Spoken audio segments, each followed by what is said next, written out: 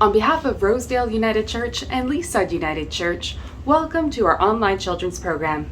Good morning, everyone. I'm Roberta, and it's great to have you here today with our handy-dandy assistant, Couscous. Good morning, Couscous. Couscous has a little breakfast, so she's just going to finish that before she joins us for our craft. For today, we are talking about a special story. It is the week after Easter. Jesus has risen from the dead, and what do? We see him walking on a road. He meets some friends along the way, and he is going to have a great time. And so are we. We hope that you join us. For today, you're going to need your Read, Wonder, Listen Bible. However, if you don't have one, don't worry. We'll do the story together. Now let's get started. For today's activity, all you are going to need is the following: a pair of scissors, a pencil, some markers or some crayons, and construction paper. If you're watching live on YouTube, take a moment to pause the video and get all the materials that you need. Now we light the Christ candle. Do you remember why we light the Christ candle each week? We light it as a reminder of the light that shines within each and every one of us. Now, I don't know about you, but I just woke up this morning and I'm still a little bit sleepy. So we're gonna wake up and do some stretches together. Are you ready? First things first, stretch your arms if you can, above your head, ooh, and reach to the side, and up, and reach to the side, and up, and down, just like that. Now, before we begin our story, let's sit down and get comfy, and let's see how we can move our breath. So we're going to take in a deep, deep breath right from the very bottom of your seat, right up to the very top of your head. And we're going to do it together. Ready?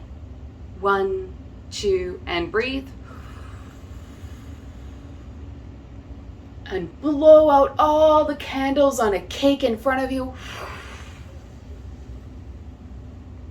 Very good. One more time, breathe in. And all the candles. And we're going to do one more. You can do it with me. Breathe in. All the candles. Give yourselves a little shake. And I think we're ready for our story. Couscous, where'd you go? Couscous, come back. You know where she is? I think she is walking on a road right now. Let's go follow her and see who we find. Last week on Easter Sunday, we were told the story of Easter, how Jesus died and was brought back to life. This week, we follow him after he was reborn on his way to Emmaus, a small town near Jerusalem. On the way there, he meets some friends and shares with them the good news. Cleopas and a friend were on their way to the little village of Emmaus. As they walked, they talked about the events of the past few days. Was it really only a week ago that Jesus had ridden into the city? How quickly things change. As they were walking, another traveler joined them. He seemed to appear out of nowhere. The stranger asked what they were talking about.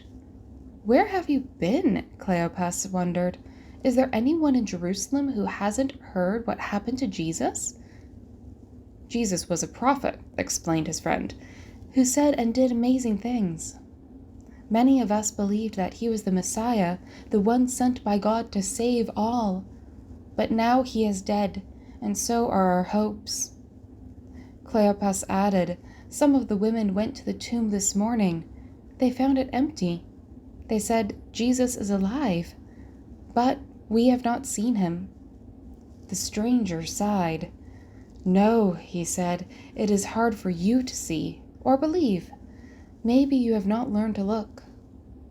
Then the stranger began to talk. He talked about sacred writings that held the hopes of their people. He talked about prophets and the old stories. Cleopas and his friend heard and saw things they had never noticed before. They saw how sometimes God uses hurt and sadness to help and heal, how God works through all things, how the stranger showed them where to look and to find different kind of Messiah, not a king, but a servant, not a warrior on a horse, but a peacemaker on a donkey, not mighty and powerful, but gentle and loving, not wrapped in tough armor, but open to being hurt. Cleopas and his friend were amazed. Their hearts felt warm. Hope sprang up in them like a little flame. Maybe the women were right. Maybe the story of Jesus was not over. When they reached Emmaus, it was getting dark. Cleopas urged the stranger to stay with them. As they sat together around the table, something wonderful happened. Their guest said the familiar words of blessing. "Blessed are you, Lord God, ruler of the universe, who brings forth bread from the earth." Then he took the bread and broke it and gave it to them. Once again they felt as if they were seen in a new way. Awake, aware, the stranger on the road, the guest at the table, that's Jesus. As suddenly as he had come, he was gone. But not gone. His place was empty, but somehow they knew that he was still there with them. So their hearts felt warm and glad as they shared their bread and wondered about many things. Cleopas and his friend got some of the story of Jesus right, but they were missing some important details.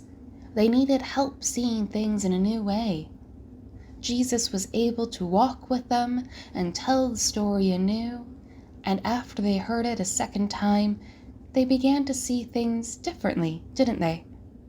Just like us, sometimes we need to walk with Jesus and hear the story again and again, and each time we learn something a little bit different about ourselves, about Jesus, and about the world. For today's craft, we are looking at the story of Jesus walking on the road to Emmaus with some new friends.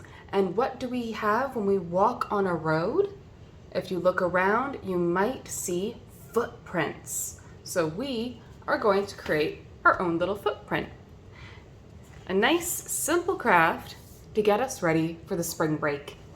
All we need to do is pick our favorite color in the entire world. I'm gonna pick green, because my favorite color is green, but any color you like.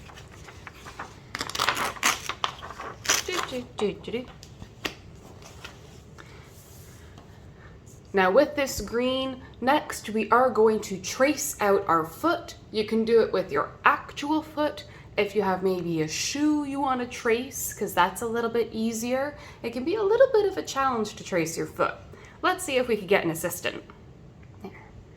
Couscous, could you help us? I need a foot to trace for our craft.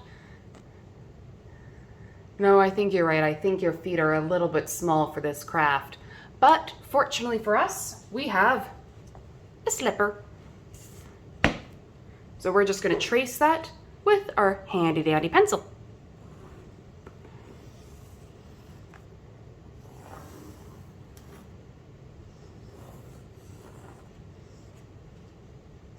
There we go. As you can see, it's not exactly perfect, and that's perfectly fine. This is just tracing a shape out. We can clean it up and make it super fancy or not, as much as we want. So we're going to cut it out. One footprint ready to go.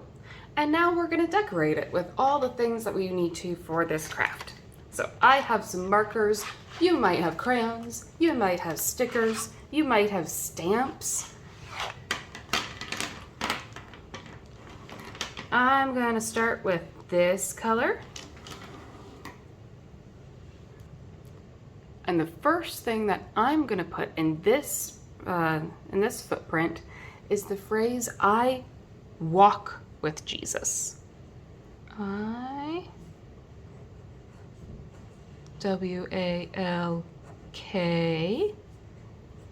There. With. And then we can spell Jesus with different colors. I'm going to use purple, just because we can. J-E-S-U-S.